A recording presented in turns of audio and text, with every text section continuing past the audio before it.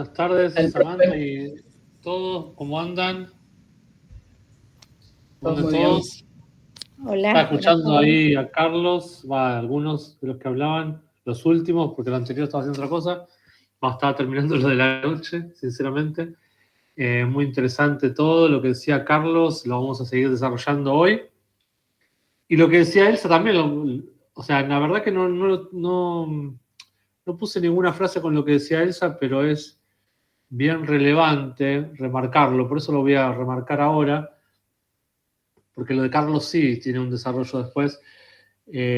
O sea, sí vamos a desarrollar sobre la gracia, pero esta frase que Elsa dice es muy recurrente en lo apostólico, ¿no? Y que decimos que, y voy a añadir algo más, que con la gracia no se puede competir.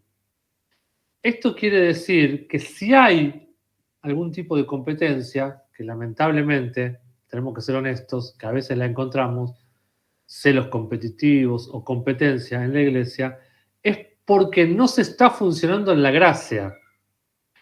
La frase de con la gracia no se compite tiene que ver con que es imposible competir con la gracia. O sea, cuando hay alguien que está desarrollando su gracia y hay otro que está desarrollando la de él, y hay un cuerpo que cada uno manifiesta esa gracia, esa porción de gracia, como también decía Samantha, en la mesa, es imposible competir. Porque aunque yo lo intente, no voy a tener nunca la gracia de Marina, aunque Marina lo intente, no va a tener nunca la gracia de Elsa, porque nuestra configuración de gracia es diferente uno a otro. Entonces, cuando yo trato de ser alguien que no soy, me muevo en un espíritu religioso y en un espíritu de gracia. Es porque estoy fingiendo. Si hay algo que los religiosos hacían en el tiempo de Jesús y en este tiempo no ha cambiado, es tratar de ser alguien por medio de hacer algo. Y es un pretender ser alguien que no soy. Y esto el doctor Ben lo habla mucho y quizás a mí se me vienen más charlas íntimas o charlas de hijos que por ahí las predicaciones, pero él hace mucho énfasis en que uno por más que lo, o sea, el tomate por más que lo intente, lo van a comer en la ensalada, no lo van a comer en la ensalada de fruta. Por más que lo intente, no va a ser nunca ni durazno ni naranja, va a ser tomate. Y aunque mal que le pese el tomate, eso lo digo yo, no dice el doctor Ben de esa manera, ¿no? Pero aunque mal que le pese, lo van a ver redondito igual que la manzana, pero lo van a meter con la lechuga y la zanahoria. No va a tener, aunque se esfuerce, ore, ayune el tomate, no va a tener el placer de estar en la ensalada de fruta. Salvo que sea alguien muy jugado, muy raro. Aunque es una fruta, es un fruto el tomate. Y bien le querría, bien le encantaría estar quizás con el melón, la sandía, toda la otra fruta. No sé si alguien de ustedes pone tomate en la ensalada de fruta. Yo soy amante de la ensalada de fruta y jamás se me ocurriría poner un tomate. Y a veces los cristianos, por no saber quién somos, por un problema de identidad, por un concepto erróneo de lo que es o no el éxito, tratamos puré de tomate, dice, a lo sumo puré de tomate. Eli, le querés que poner puré de tomate a todo ya. El día me dio una receta con puré de tomate y ahora le quería poner también a la ensalada de fruta. Eh, bueno, sí hacen jugos licuados de alguna fruta con tomate, ¿no? Yo paso, prefiero la fruta o sea, la fruta dulce con la fruta dulce. Pero a lo que voy, si no me pierdo el hilo, es que muchas veces por esas razones, hay muchas razones, pero todas tienen que ver con algún sentido incorrecto de identidad, ¿sí?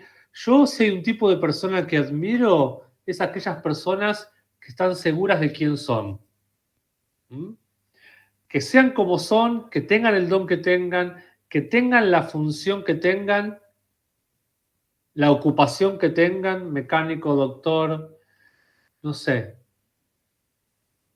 vendedor, maestro, no importa la ocupación o la función que tengan, porque la ocupación tiene que ver, o sea, se supone que la ocupación o la profesión que tengo manifiesta algo de mi configuración de gracia, de mi propósito, de mi llamado.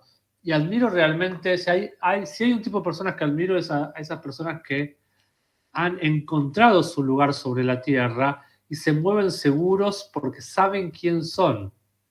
Esas son las personas que no le importa el que dirán, que se divorciaron de la opinión del otro, de la aceptación o el rechazo del otro, del aplauso o del no aplauso del otro. ¿Sí? Jesús, el mismo Jesús que mantos y palmas lo recibieron en Jerusalén, fue el mismo Jesús que en Nazaret lo trataban, lo menospreciaban y dice que no podía hacer milagros a causa de la deshonra que vivía. Entonces Jesús no lo manipulaba el qué dirán o la opinión ajena. Así que me despertó una gran reflexión esta frase de Elsa, porque realmente es así, ¿no? Si vemos en el equipo del Dr. Ben, ninguno, bueno, no sé si algunos siguen Titi en hispano, espero que sí, porque son muy poderosas las enseñanzas de Titi en hispano, que duran más o menos 40 minutos, 30 cada predicación que sacamos los domingos, que es la misma de Sudáfrica. Cada uno, no sé, hay muchos invitados. Pastor Charles es el que más está presente porque es el pastor de la iglesia. Después está el pastor Rian. El domingo pasado fue el pastor Kun. Y miren, si les recomiendo una enseñanza, es la de este domingo pasado. Hace mucho que vengo reflexionando sobre esto de el mal concepto o la falta de enseñanza que tenemos con respecto al sacrificio. ¿Sí? Y ayer, ¿alguno escuchó la enseñanza del pastor Curi sobre el sacrificio? Elsa sí, Armando sí. Cuando me levanto a las 8 de la mañana el domingo, miro y por lo menos 2 vistas tiene. Sospecho que una debe ser la de Armando y quizás un poquito más tarde la de Elsa. Fieles ahí siguiendo la enseñanza. Pero, ahí Samantha la publicó, ¿no? ¿Publicaste eso, Samantha, en el chat? Se las recomiendo porque trae mucha revelación de lo que espera Dios de nosotros como iglesia apostólica. Y que hay un mal concepto que el sacrificio no tiene lugar ni sentido en este nuevo pacto. Hay un sacrificio del corazón, de la voluntad, de la diligencia, de la disciplina, del dar generoso, de un servicio en extremo, de bendecir a otro, de poner en primer lugar a otro, no sé. La verdad que me maravilló. Creo que el pastor Cuni cada vez está predicando mejor porque tiene una especial gracia para, hablando de las gracias, para hacer las cosas muy profundas y muy simples al mismo tiempo.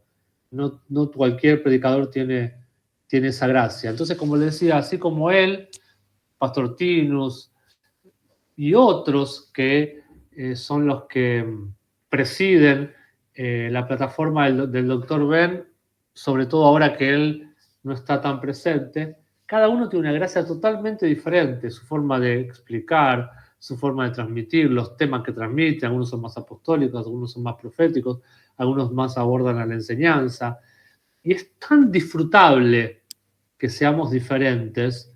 Si ahora entro a la clase y todos son iguales a Samantha, o todos son iguales a Eve, o todos hablan igual que Eli, es aburrido. La riqueza del cuerpo de Cristo la trae esa multiforme gracia y contra la gracia no se puede competir, porque ante una misma palabra todos podemos exhibirla, todos podemos presentarla o predicarla de diferentes maneras. Y Dios se vale de diferentes vasijas. Nora es una vasija, Carlos es una vasija. Hay diferentes vasijas. Todas necesitamos ser pulidas, todas necesitamos reflejar su gloria, pero todas las vasijas, o sea, el packaging de cada uno de nosotros es diferente. Porque fuimos llamados, ¿m? Y tenemos una configuración de gracia para llegar a diferentes lugares. ¿Sí? El otro día escuchaba a un predicador que no me acuerdo ni el nombre, porque no lo conocía para nada, y nos quedamos con Sandra, mi esposa, bastante escuchándolo, porque era totalmente descontracturado, ¿no? Creo que tiene una gorrita, un buzo, no sé, totalmente muy juvenil. Pero la profundidad de lo que transmitía era tremendo. No era algo formal como una escuela bíblica o como un PowerPoint de un montón de versículos. Todo era una oratoria de charla. Pero en cada cosa que iba diciendo había una profundidad en lo que iba transmitiendo. Entonces compartíamos con Sandra que el mensaje estaba predicando lo mismo que otros, que cualquiera de los que les nombré recién, pero llega a otro tipo de público llevando los mismos principios, ¿se entiende? Los mismos secretos del reino, pero si los lleva como cualquiera de quizás de los que nombré recién, que son predicadores poderosos, es probable que no llegue a esos sectores donde este predicador sí puede llegar, ¿no? Por su forma. Entonces la palabra es la misma, pero hay diferentes gracias para presentarla. Hay algo que nos quedó de el pilar anterior, que fue el pilar, se hizo larguísimo, yo no podía creer lo largo que se hizo, pero es como el pilar fundamental porque es el primero, que es la doctrina de los apóstoles. Samantha va a presentar ahora y las últimas slides. Quería remarcar algo. Igual tuvimos un problema técnico el lunes pasado. A la noche no se pudo grabar, igual no fue tan largo como el de ustedes es más completo, así que voy a fijarme ahora rapidito, voy a chusmear si no quedó algo que quizás podría, o sea, no fue tan largo el de la noche porque nos derivamos del tema un poquito y aparte porque yo hice un resumen primero, pero ahora quiero chequear si quedó algo sin quedar en la grabación y sí, luego voy a ir profundo a remarcar algo que me pareció súper revelador. Quizás ustedes ya lo habrán escuchado o no, pero es probable que también lo repita la de la noche porque le sirve a los que somos parte de una compañía de segundo hombre, a los que somos parte de un hombre establecido, a todos, y es algo que realmente debe cambiar en la cultura eclesiástica, en la cultura de la iglesia o la cultura del cuerpo de Cristo, como le querramos llamar. Ahí, bueno, yo voy a ver un archivo, Samantha creo que ya está publicando el PowerPoint, y vamos a cerrar la doctrina de los apóstoles porque ya quiero entrar a lo que es el segundo pilar, que es el compañerismo. Bueno, acá viene a empezar a desarrollar el espíritu de esta época, ¿no? O el espíritu de esta era, que en algún momento durante la tarde de hoy o la noche, no me acuerdo bien, lo desarrollo con más detenimiento, de algunas señales de un espíritu incorrecto en este tiempo, pero me llamó la atención mientras estudiaba esto que justo viene a ser un ataque en contra del segundo pilar que es el compañerismo y es el individualismo. La cultura reinante de este mundo, llamada por algunos sectores el postmodernismo, es una cultura muy hedonista, muy individualista, muy enfocada en el placer, muy enfocada en uno mismo, muy enfocada en la gratificación de ahora. Eso es muy del espíritu de los filisteos, muy del espíritu en el cual cayó Sansón, ¿sí? De satisfacer ciertas necesidades y no priorizar los propósitos de Dios. Pero en medio de todo esto, dice que las señales o el carácter de este hombre apóstata, de estos hombres que se levantarán, hay señales muy tremendas que he descubierto y también escuchando hoy a otro apóstol que me confirmaba. Una señal es que serán amadores de sí mismos. Justamente una de las cosas fuertes que viene la cultura apostólica a querer establecer es a que nos volvamos selfless. Me cuesta mucho traducir esta palabra y de hecho no hay, a ver, escribir en el chat, para poderles, de paso les enseño un poquito de inglés, al mismo costo. Selfless, todo lo que en inglés termina con self habla de uno mismo, y todo lo que termina con less habla de ausencia de. Entonces, realmente la cultura apostólica intenta ponernos en un lugar donde no estemos enfocados en nosotros mismos, no estemos siendo egocéntricos o ególatras, ¿sí? Sino despojados de nosotros mismos para enfocarnos en el reino, poner primeramente el reino de su justicia. O, como dice el apóstol Pablo, también considerar al hermano más alto que uno mismo, etcétera, etcétera. Todo eso va a ir aportando al pilar que vamos a desarrollar hoy, que es el pilar del compañerismo. Así que esto de que una característica tremenda de el hombre apóstata, el hombre de este tiempo, que se iban a levantar muchos que sean amadores de sí mismos, me llamó la atención. Y también me llamó la atención porque es algo muy sutil. A veces hay una frase que me encanta que dice, el que es orgulloso es el último que se enteró. Se enteró todo el mundo menos el que es orgulloso. ¿Sí? ¿Por qué? Porque es un espíritu sutil muy engañoso. Y lo mismo con aquel que se ama mucho a sí mismo. Aquel que se ama mucho a sí mismo y vive pensando en sí mismo y nunca se ocupa de sus seres queridos, nunca se ocupa de las personas que tiene a cargo como se debe ocupar, nunca se ocupa del reino como se tiene que ocupar, nunca pone en prioridad al hombre de Dios en su vida, etcétera, etcétera. A veces es muy sutil, ni él se da cuenta que es tan amador de sí mismo, que siempre se está priorizando a sí mismo. Entonces es algo a lo cual tenemos que ser alertas y que de alguna medida todos tenemos que luchar un poco de eso, porque todos tenemos la tendencia, por eso el mandamiento dijo, ama a tu prójimo como a ti mismo, ¿sí? Dios sabía que a nosotros nos íbamos a amar, ¿sí? Nadie, o sea, cuando alguien se destruye a sí mismo porque realmente está muy enfermo psicológicamente y psiquiátricamente, pero en realidad lo natural es que uno cuide de sí mismo. Cuando tengo hambre trato de buscar para comer. Cuando me siento incómodo y estoy sucio, me trato de bañarme. Cuando me veo feo, me peino. No sé. El instinto natural es tratar de cuidarse. Cuando hay algo muy demoníaco o muy destructivo o mal psiquiátricamente, me voy a tratar de destruir. Entonces, debemos cuidar esa medida, ¿sí? E ir por una medida de morir a nosotros mismos, porque es una manera de instaurar la cultura del reino correcta, sobre todo la del pilar que vamos a ver en el próximo PowerPoint del compañerismo. ¿Avanzamos un poquito más? ¿Un poquito más? Y acá, de vuelta, a ver, no te avances. Acá dice, los otros tiempos, o la ayuda posterior, algunos se apartarán de la fe. Seguimos. Escucharán doctrinas de demonios. ¿Sí? Bueno, y sigue, acá no está, pero sigue, ¿no?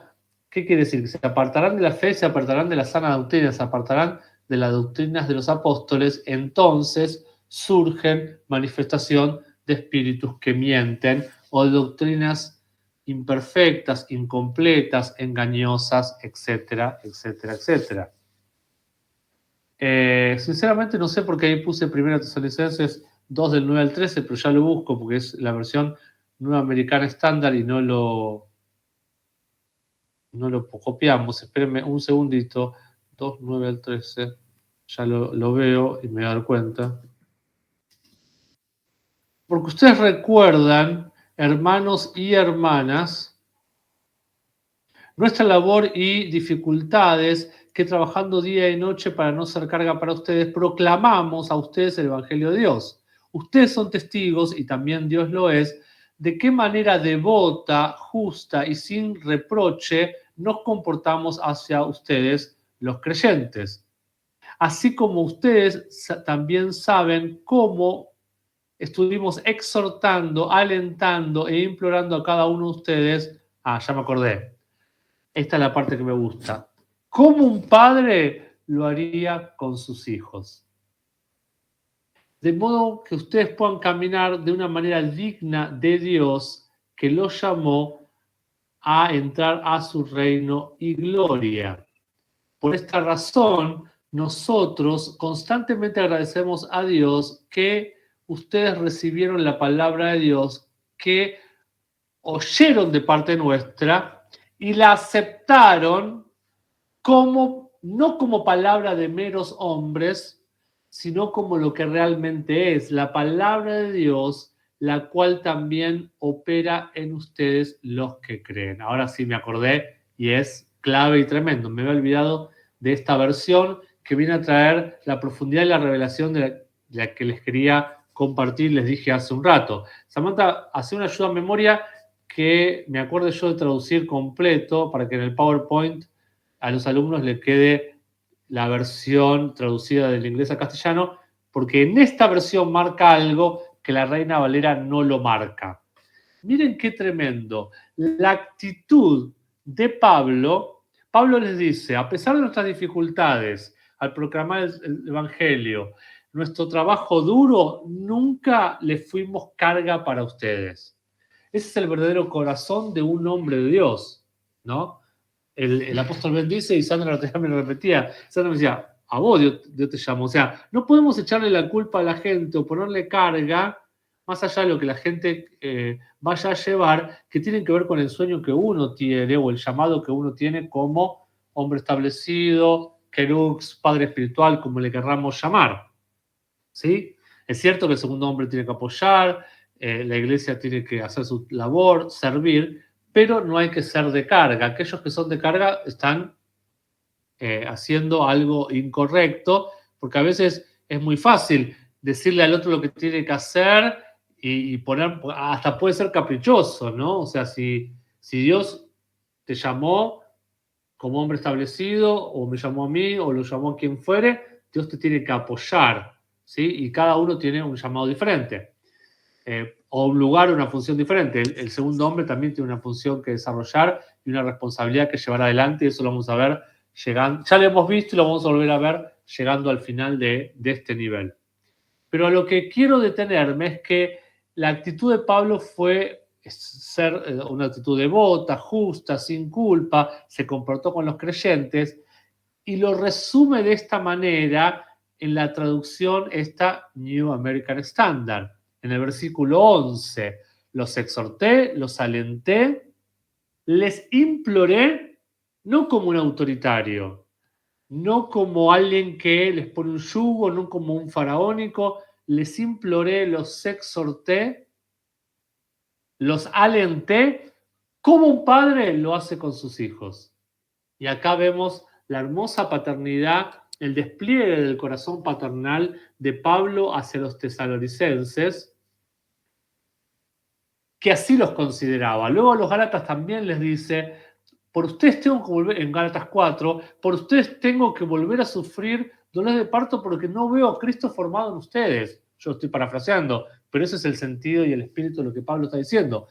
Vio falencias en los Gálatas que empezaron por el espíritu, pero luego se desviaron por la carne y tuvo que sufrir dolor de parto para volverlos a parir o volverlos a engendrar en el espíritu, en el área del espíritu. Si avanzamos una slide más. Está bien. No, volví atrás. Ya sé por qué estaba lo de avanzar. Pero miren acá cómo dice el versículo 12. De modo que ustedes, para que ustedes caminen de una manera digna de Dios, el cual los llama de su reino y a su gloria. Hoy, en otro momento también de la tarde, vamos a hablar de esto de caminar dignos según el llamado, caminar dignos de cómo Dios nos llamó. Así como nosotros, los que tenemos hijos naturales, cuando educamos a nuestros hijos, los queremos que sean personas dignas. ¿Sí? Una persona digna no trae vergüenza a sus padres. Dicho sea de paso, esa es otra señal de los hombres apóstatas que negaron la fe, que iban a ser gente que iba a avergonzar a los padres naturales o padres espirituales. ¿Por qué? Ser personas dignas no trae vergüenza a...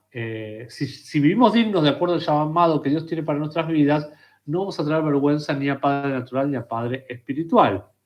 Esto era lo que había en el corazón de Pablo para desarrollar en los creyentes, ¿sí? Gente digna de acuerdo al llamado que Dios había dado para esas iglesias. Ahora, ¿cuál era? Acá está, siempre tiene que haber un imán. Un imán necesita de un metal para pegarse, para hacer conexión. Había una actitud correcta, precisa en los tesalonicenses. Por eso Pablo podía desplegar ese tipo o ese nivel de paternidad, ese nivel de paternidad apostólica o como le querramos llamar. Y es entonces en el versículo 13, repito, lo van a tener traducido en la slide para poder estudiarlo, se los voy a traducir literal, dice el 13, por esta razón, con esta plataforma yo diría, ¿sí? ¿Cuál es la plataforma? ¿Cuál es la razón? Pablo, siendo un padre que no les causa carga, no les causa peso, pero sí los exhorta, les implora, los alienta, como un padre lo haría con sus hijos. Por esta razón, con esta plataforma, nosotros constantemente agradecemos a Dios, o sea, nosotros, el equipo apostólico, yo con mis colegas, de que ustedes recibieron la palabra de Dios que escucharon de nosotros, o sea, mía como un apóstol y de los otros hombres que yo llevé conmigo, no como de meros hombres, sino realmente lo que es la palabra de Dios que funciona en ustedes o que opera en ustedes los que creen. Miren qué interesante el significado de la palabra recibir, que lo vemos en la próxima slide. La palabra recibir es la palabra paralambano. Significa tomar para uno mismo. Me parece que esto lo vimos también cuando vimos al principio de año cultura de estudiante, me parece. Ahora que estoy pensando. O recibir para uno mismo. Pero me encanta. Tomar o recibir para uno mismo. ¿Sí? Ellos tomaban lo que venía de Pablo. En algún momento nos tenemos que olvidar el nombre del predicador y sentir a Dios que nos está hablando. Olvidarnos de sus imprecisiones o de su humanidad, de la caja, olvidarnos del paquete y pensar en el regalo que tiene, la voz de Dios dentro de la voz. Y también la palabra aceptar es interesante porque ellos recibían y aceptaban la palabra. Es la palabra dekomai, que significa aceptar y ofrecer deliberadamente, o sea, con toda la voluntad, deliberadamente es usar mi voluntad y de manera pronta tomar, o sea, no la dejo pasar. No soy una tortuga que se me escapa, ¿sí? Sino toma para uno mismo lo que está presente o lo que trajo, lo recibe. Hay una recepción. Hay una recepción. Cuando hay un verdadero hombre de Dios delante de nosotros hablando, un querux, alguien que me está revelando gracia de parte de Dios, verdad divina, verdad presente, y yo lo identifico, lo debo tomar, asir, capturar para mí, como dice el paralambano acá, o como dice Dekomai. Deliberadamente me olvido de quién me está hablando, porque a veces aún puede ser un niño. Me ha pasado escuchar a niños y decir, es Dios el que está hablando eso. Lo voy a tomar. Es para mí, es una palabra reveladora hoy, es una palabra profética hoy.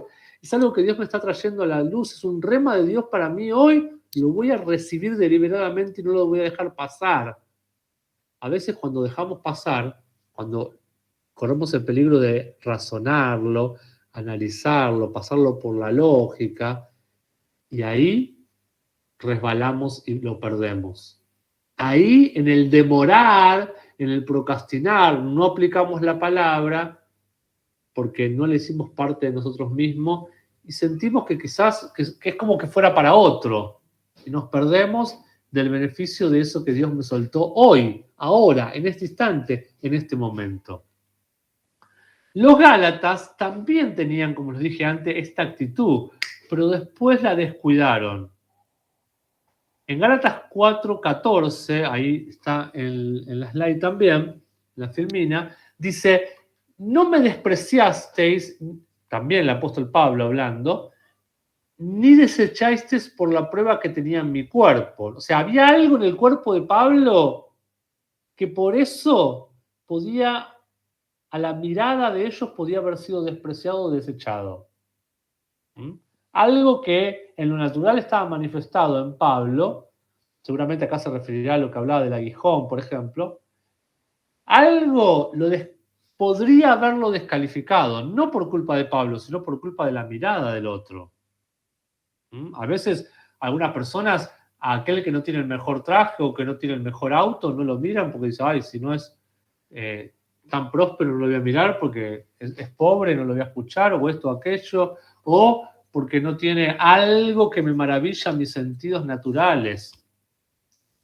Pero acá había algo que podía haberlo descalificado a Pablo a la mirada de ellos, y no lo hicieron porque ellos estaban bien conectados con el hombre de Dios, con el hombre establecido. Dice, antes bien me recibiste como a un ángel, como a Cristo Jesús. Perdón que no puse ahí la versión, me parece que no es la Reina Valera, es la traducción, creo que de esta misma versión. No sé si la Reina Valera dice así, si alguno lo busca y no lo encuentra, es justamente porque estoy usando versiones en inglés y por eso lo traduje del apuro, no lo puse. No sé cómo dice la versión Reina Valera, búsquenlo. Pero realmente quiero hacer énfasis muy fuerte en esto. Es determinante si se va o no a establecer esta cultura de doctrina de los apóstoles que gobiernen nuestra manera de pensar y sobre todo nuestra manera de vivir en nuestras comunidades apostólicas. Es prioridad, es como un ABC, es como algo fundamental, es como algo que no podemos evitar ni saltear, esto de recibir a nuestros padres espirituales. Es la Reina Valera, miren. No, entonces, a veces uno no presta atención suficiente. Gracias. Recibir a los querux, a los apóstoles, a los profetas, a los maestros, no importa la función que ocupen, no importa el don que tengan, mis padres espirituales, a los hombres establecidos. Si realmente yo descubrí que es una persona, que es un hombre, que me va a hacer parar, posicionar, que está en esa persona la configuración de gracia para llevarme a la tierra prometida, en esta estación, en este tiempo, y no que me va a retener y llevar a cosas del pasado, si realmente lo elegí como tal, bueno, debo recibirlo constantemente como un ángel. No como un ángel de las alitas. Un ángel es un enviado, un ángel es un mensajero. Como a Cristo Jesús. O sea que cuando Él me hable, tengo que considerar como que es Cristo mismo hablando a mi corazón y trayendo luz a mi vida. Y si lo recibo así, realmente va a producirse una transformación en mi manera de pensar y, por supuesto, en mi manera de vivir, que es lo que más nos importa en última instancia. No sé si quedó algo más de estas slides. Si no, entonces ya empezamos con lo de compañerismo, nos llevó más de la cuenta, pero era algo que quería remarcar bien profundamente porque me parece súper interesante, súper importante que reflexionemos si realmente a los hombres que Dios ha puesto para hablarnos en el púlpito, fuera del púlpito, tomando un café, con un mensaje de WhatsApp, lo que sea, a las autoridades que hemos recibido, que hemos abrazado, ¿tenemos la actitud de los tesalonicenses, que lo recibimos como palabra que viene de Dios y no palabra de hombre? ¿O tenemos la actitud de los gálatas, que empezamos a recibirlo, sí, te abrazo, son mi padre, esto, aquello, y después nos desviamos? Vamos a la próxima, al próximo pilar, que es el pilar número 2, y es el compañerismo. Ya podemos ir avanzando. Como sabemos, el contexto es el mismo, el de Hechos capítulo 2, en el cual había un ambiente de acuerdo y armonía. Dice que había acuerdo y armonía en el templo, recibiendo la doctrina de los apóstoles, pero también con ese mismo espíritu partían el pan de casa en casa. Dice también que comían con simpleza de corazón. Todo esto produjo una atmósfera realmente llamativa en esa comunidad apostólica. ¿Se acuerdan que al principio cuando hablamos de supracultura hablamos de que cultura tenía que ver con comunidad, uno establece la cultura correcta dentro de una comunidad y una comunidad tiene que ver con estar comúnmente unidos, estar conjuntamente unidos? Entonces, hay un ambiente que se desató. ¿Por qué? Porque ellos tenían condiciones, tenían características, cualidades marcadas. Ellos recibían, por ejemplo, a los enviados, no solo lo recibían como de parte de Dios, que dijimos antes, sino también con alegría, con simpleza de corazón, con alegría. Tenemos que volver a los tiempos donde, o sea, si vos vas a la iglesia con mala cara, si vos vas a la iglesia con un pesar, te cuesta ir a la iglesia, es un sacrificio, algo está andando mal en tu vida. Realmente, para chequear que estamos en el lugar correcto y que estamos nosotros en la postura, porque a veces por ahí estamos en el lugar correcto y nuestra postura espiritual es la incorrecta, es cómo está nuestro corazón. Realmente no, cuando encuentra su casa, su padre, su mesa, sus hermanos, uno no ve la hora de que llegue ese día de reunión, ese día de encuentro. ¿Sí? Ayer, Zoe, mi hija mayor, me dice, ay, papá, estaba despertándome, pensé que era lunes o domingo. Le digo, no, gracias a Dios es domingo. Y le aclaré, en realidad me encanta el lunes, porque el lunes está la escuela bíblica. Y amo la escuela bíblica. Pero bueno, está bueno que sea domingo, porque si el lunes ya empezó el trajín de la semana. Ya empezó el correr de la semana. Uno debe estar gozoso. David me encantaba que decía, un día en tu casa es mejor que 1000 fuera de ellos. ¿No? Casa, lugar físico, casa, lugar espiritual sobre todo, casa en cuanto a que nos encontramos con nuestros hermanos, tenemos comunión con la palabra, somos edificados, somos entrenados. Miren, realmente una de las señales que yo comprobé en mi propia vida, y esto abro el corazón, por si a alguien le sirve, que realmente algo tenía que hacer en mi vida porque me estaba secando espiritualmente, era cuando pasé una etapa en mi vida donde ya ir a la iglesia era un pesar. No porque no creía en Dios, sino por el formato o la manera que se estaba edificando la iglesia, ya no tenía nada que ver con quién, con lo que yo tenía dentro mío, y era un pesar. Era un pesar ir y era un pesar volverme porque no había la hora de volverme. Cuando en mi vida siempre había sido todo lo contrario. Para mí ir a la iglesia era como que era como un pez en el agua, ¿sí? Y como que no había final. Casi siempre apagaba la luz cuando terminaba la iglesia porque casi siempre me iba uno de los últimos. En la actividad que fuere, bueno, Samantha es testigo de esto, casi siempre nos íbamos últimos porque uno daba lo máximo y daba lo mejor. Si realmente vienes a la iglesia y no ves la hora de volverte, hay algo que está andando mal y hay algo que debes chequear en tu corazón porque cuando te encuentras con tu familia, realmente te encuentras con aquellos que tienen tu génesis, tu ADN, que hablan tu idioma. No es fácil vivir el trajinar de los días con las preocupaciones, con las corridas. No es fácil a veces tener un jefe que te pone presiones, tener compañeros que no te entienden, vivir en medio de mentiras, pero ese es el trajinar que vivimos, porque vivimos en un mundo así, contaminado. Y así, no vamos a todos no tenemos lugares, o sea, creo que casi ninguno acá está en un lugar donde todo el mundo es cristiano. Entonces, el día que nos encontramos con nuestra casa, con nuestro padre, con nuestra familia, con la palabra, con las actividades, con las oportunidades para servir en la casa de Dios, debería ser un día de absoluto disfrute. Yo no, o sea, me preocupa cuando veo a alguien que está apurado. No solo me preocupa, sino que me fastidia grandemente. Siempre me fastidió. Cuando hay alguien que no veía la hora que se haga el final de la iglesia para irse. Para mí, el final de la reunión no es cuando terminaron de predicar, ni de orar, ni de levantar la ofrenda. O sea, la liturgia no es el final. Para mí, el final es el hall, la vereda, el charlar, el reírnos, el compartir un café, el preguntarle al hermano cómo le fue en la semana. Para mí, o sea, siempre, para mí iglesia es eso, es que haya hall, ¿sí? A veces en iglesias muy grandes, a veces la gente sale corriendo y entra uno, sale otro, y es una cosa de locura. Para mí la iglesia también es el hall. ¿Por qué? Porque uno comparte y si realmente fuimos bendecidos, transformados, anda a abrazar a alguien, anda a decirle a alguien lo bien que le va a ir en la semana, anda a decirle, ya te estoy extrañando, no sé, algo tiene que acontecer más allá de una liturgia, como podemos decir, más allá de las cosas típicas que pasan en la iglesia, que es cantar, predicar, levantar ofrenda o hacer una actividad de discipulado, como fuere. Entonces, ellos vivían en una atmósfera así. Vi una atmósfera donde un picnic en la plaza de la reunión.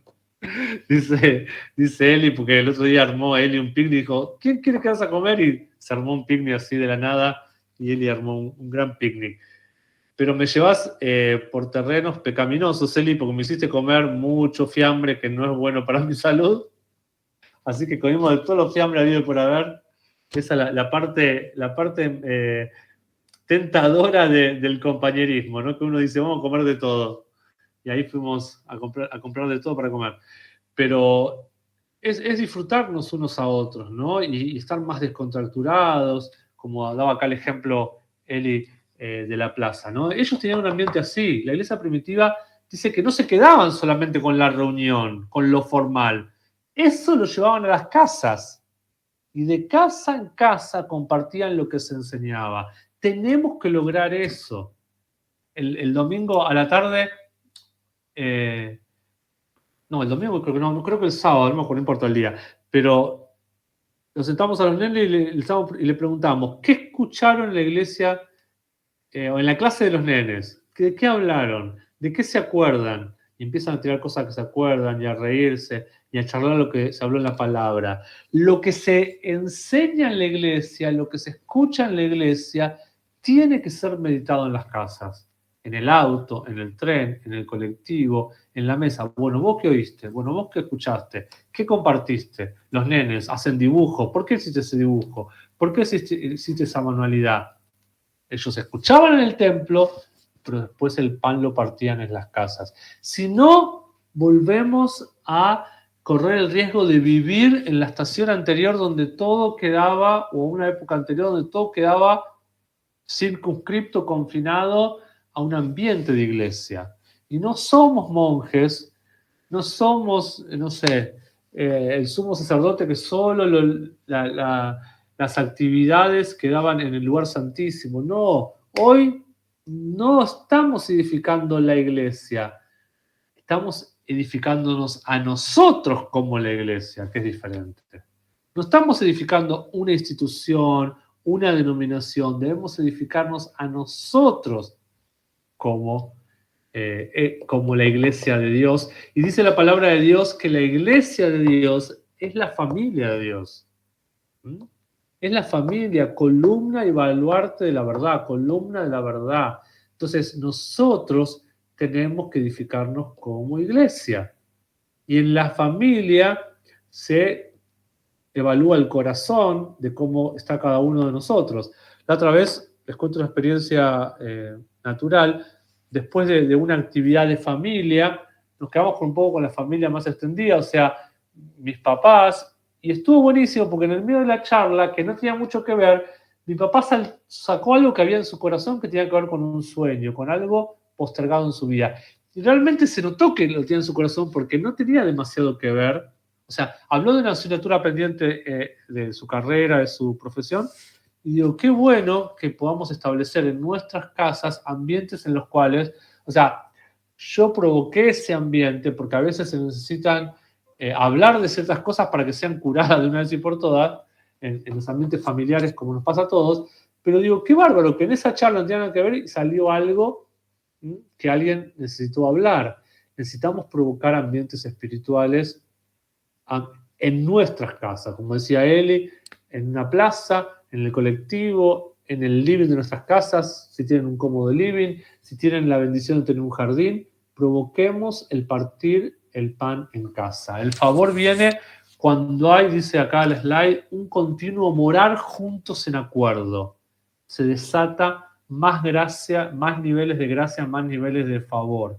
Esto parece muy lindo decirlo, pero no es tan fácil practicarlo, porque yo lucho con esto en mí mismo y en la gente, porque a veces nos olvidamos de que la palabra nos debe servir todo el tiempo ser edificados en la palabra, y no solo en medio de una predicación o en medio de una actividad de iglesia, por así decirlo.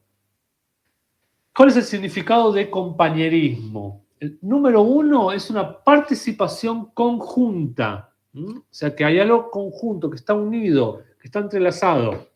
Es la manera en cómo Dios quiere manifestarse en esta estación. Dios no puede ni quiere operar de manera individual. Dios quiere revelarse. La multiforme gracia de Dios se revela en el cuerpo. Cuerpo que tiene una cabeza, que es Él, y que nosotros somos los miembros. No vas a ver la plenitud por ver solo o conocer solo a un miembro. Por más visible y destacado y llamativo que sea ese miembro, la verdadera plenitud la ves cuando ese miembro lo ves en la perspectiva de una funcionalidad de todo el cuerpo. Hay gente que, no sé, vamos al cuerpo natural, tiene hombros muy destacados porque, una espalda muy destacada porque hizo mucho ejercicio. Pero esa espalda muy destacada tiene sentido cuando está siendo parte de un tronco. Hay dos brazos, hay una cabeza, ¿sí? Hay una cintura. Hay algo que está encajando en un lugar. Lo mismo en lo espiritual. No se trata de figuras destacadas. Se trata de un cuerpo destacado. ¿Destacado cómo? Revelando la naturaleza de la cabeza, el gobierno de la cabeza.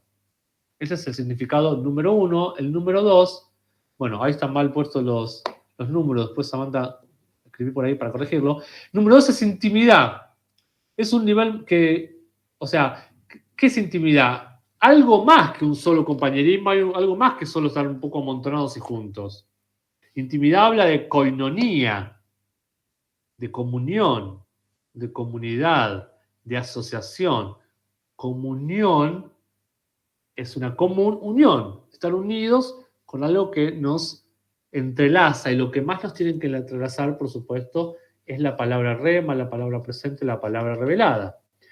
Nuestro compañerismo debe ser alrededor de conmemorar la muerte, sepultura y resurrección de Cristo. Esa debe ser la centralidad de nuestro compañerismo, y esto es bien importante. Entonces, en esa comunión no se puede celebrar el cuerpo de Cristo que fue partido si no lo hacemos por medio del compañerismo. No puedo celebrar, disfrutar, rememorar, recordar que el cuerpo fue partido de Cristo si estoy solo. Lo tengo que hacer en un ambiente de comunión, en un ambiente de un compartir. Así se rememora o se recuerda a Cristo. Por eso Él dijo, cuando comieren de este pan y bebieren de esta copa, recuérdenme. No cuando están solos orando, en el ayuno, allá encerrados en el altillo. No, ahí, en la mesa me recuerdan. Y esto tiene un link, una relación directa con el pilar número 3, que lo vamos a ver a la noche, que es el del partimiento del pan. Es en la mesa que recuerdo a Cristo. No es en las 40 horas de ayuno de oración que la hice solo. No. ¿Querés que ayunar 40 horas? Bueno, no sé, si será la voluntad de Dios o no será. Si es la voluntad de Dios, hacelo, pero tené un compañerismo, compartirlo con alguien, porque si no, no estás recordando esa muerte, sepultura y resurrección, y por lo cual no vas a vivir los beneficios de esa muerte. Nuestro compañerismo es en realidad comunión, debe ser comunión. Nuestro compañerismo es la mesa del Señor, debe ser llevado a cabo, realizado, plasmado en la mesa. Es mucho más profundo este tipo de compañerismo que solo 2 o 3 personas comunicándose entre ellos. Se trata de mucho más, hay una intimidad mucho mayor. Sino que tiene que ser Cristo mismo conectándose con Cristo. Y esto me encanta. Hay una frase que al principio, cuando lo conocí el Dr. Ben, siempre repetía, ahora quizás no lo escucho tanto, pero él decía, Dios está buscando a Dios. Y es tremendo. Y a otro predicador lo escuché decir, lo único que agrada a Dios es Dios. Por más que Eve, Samantha, yo, Ben Clemens, Billy Graham lo quiera agradar a Dios, es imposible agradar a Dios. Lo único que agrada a Dios es Dios. Lo único que agrada a Cristo es Cristo. Por eso lo importante es que nos movamos como una porción de ese Cristo. Y por gracia. Porque por gracia somos salvos y no por obras. Entonces, por gracia, al aceptar esa muerte o resurrección que no merecíamos, que es un favor inmerecido, nos ponemos en una postura de poder agradarlo a Él. Porque Él nos habilitó para agradarlo, no por mi esfuerzo humano. Entonces, en la mesa En el compañerismo, y cuando partimos el pan, ahí vinculamos los dos pilares, es donde podemos disfrutar del Cristo que tiene el otro. Cristo conectándose con Cristo. Una de las cosas llamativas de cuando hay una persona que está desobedeciendo a la palabra, que se está rebelando en contra del hombre establecido, está con sus propios pensamientos, caprichos, obstinaciones, murmuraciones, una de las primeras cosas que esa persona va a manifestar es una incomodidad en el cuerpo. Se va a sentir fastidioso. Se va a sentir que no puede... O sea, cuando íbamos a la iglesia antes, todos sentaditos, en una iglesia tradicional donde nadie habla, donde en el hall nos saludamos y nos vamos rápido, no se nota. Pero si realmente provocamos ambientes donde hay una mesa, donde hay un padre, donde hay un ida y vuelta, donde yo hablo, otro me contesta, si hay una dinámica de verdadera familia, se va a notar mucho aquel que se está desalineando. Puede dar una buena ofrenda, puede cantar muy lindo el coro, puede hacerse el que presta mucha atención en la prédica, pero en la mesa del compañerismo se va a notar. Por algo, no es casualidad, que Judas salió a la luz que le iba a traicionar a Jesús en la mesa. No, Judas no, lamentablemente, Judas no soportó la unción de la mesa. El compañerismo, la unción que se suelta en el compañerismo es una unción especial y es la unción de Salmo 133, que dice que de ahí fluye la unción. Entonces Judas no pudo sostener más la cara, no le dio más. Y Jesús lo sacó a la luz. Jesús discernió. Un padre, cuando realmente tiene una familia y tiene hijos, discierne los espíritus que se mueven. ¿Por qué este dijo esto? ¿Por qué el otro se miró con el otro? ¿Sí? Yo a veces con la mirada de dos personas ya adivino de qué estuvieron hablando más o menos. Porque Dios te da discernimiento como padre de la casa. Y a veces como madre también. A veces más a la madre que a los padres. Por estos supuestos sextos sentidos que tienen las mujeres. O porque los hombres a veces estamos hablando mucho y las mujeres, por ejemplo, por lo menos mi esposa, yo hablo más y ella a veces observa. Pero no es para condenar ni juzgar a nadie, sino que es para corregir, para ayudar, para alentar, para traer orden. Por eso es una mesa. Y lo que me encanta de la mesa es esto. No sé si alguna vez prestaron atención. Cuando uno va a una congregación formal, están todos sentados así en línea y el predicador adelante. El predicador ve la cara a todos. Los miembros no se ven la cara entre sí. Cuando uno predica, las malas caras te hacen mal. O te sacan más unción o te la tiran abajo. Cuando uno predica, el que llora te motiva y dices, ay, algo tocó el Espíritu Santo a esa persona. Hay caras de alegría, hay caras de preocupación. A veces la cara de preocupación no es mala cara, sino que la palabra está haciendo algo en su corazón, la persona está siendo tocada profundamente. No sé. Pero el que mira todo eso es el predicador, porque los tiene de frente.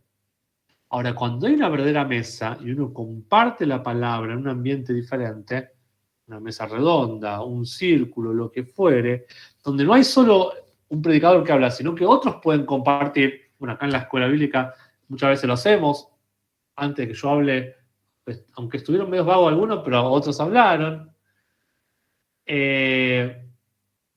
Uno en la mesa, la disposición de la mesa es que todos se pueden ver a la cara de otro.